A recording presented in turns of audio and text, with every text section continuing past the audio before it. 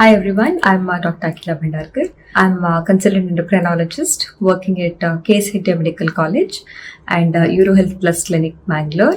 So today we are going to talk about the burning topic, that's the obesity. Okay, so obesity and its complications.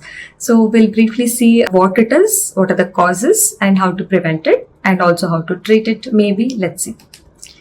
So what is obesity? It's a complex disease. Okay, so we would just know it's about excessive amount of body fat it has, but it's not just about the body fat and the appearance, right? So it could have a lot of implications on the health, on the mind.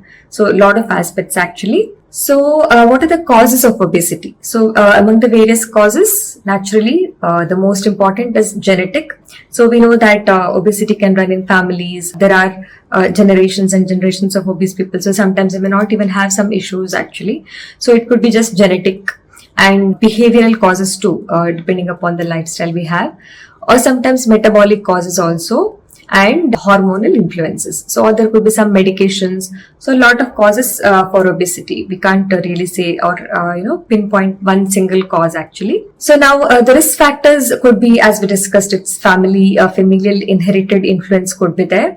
So overall, maybe even if you're eating less, the body metabolism may be a little slower, which is genetically determined. So that could be the reason. Or it could be unhealthy diet also. We can't always say that our diet is perfect, right? So if we end up eating outside most of the times, we don't know what goes into the food. So maybe the oil that is used is not a healthy one, or the vegetables are not cleaned, cleanly, properly, or the chemicals they have used, or there could be a lot of factors when we tend to consume outside food on a regular basis.